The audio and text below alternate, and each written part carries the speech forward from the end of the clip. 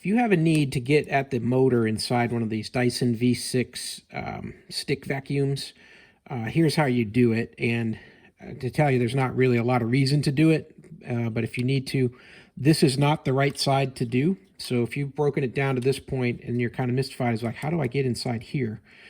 This side here, you take out this little plastic retaining ring. It really won't do anything because it does not appear that this opens up at all.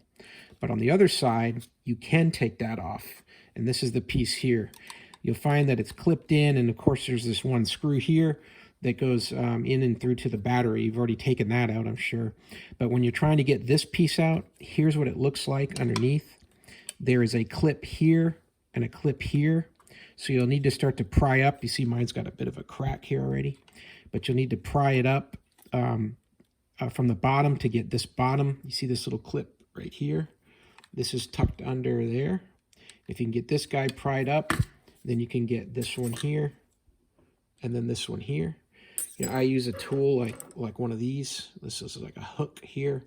This is a set of small hooks from Channel Lock that you can use, and you can just kind of get it underneath. This is very sharp, so you can get it underneath and just kind of pull it back and pry it out. So if you can get these three here out from the bottom, you can pop that up. Be careful, because like mine here's got a small crack now.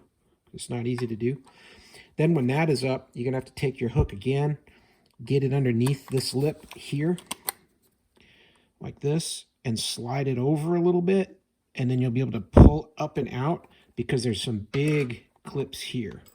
One on this side and another on the opposite side. And those are snapped right in place right there. So those are going to be hooked right into this cover right in here. Right?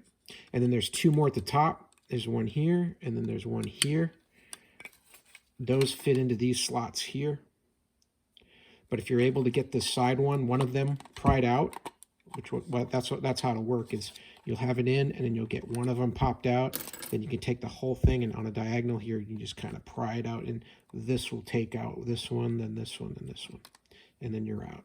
There's also that little cover here. Comes out very easily.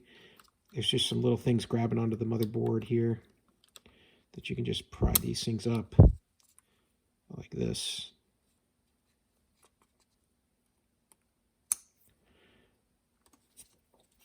Well, let's see here. They just kind of pop up like that, and then when those are all disconnected, there's just looks like 4 of them. Then this thing will come off. But like I said, not much reason to. You've got dust and crud in here. You might want to clean it, but it's not like it's a functional thing. I think that there's not a lot of reasons to get in here, but if you do need to, that's how you do it. Hey, I hope this video is helpful. I hope the information is useful to you, and as always, hope you have a great day.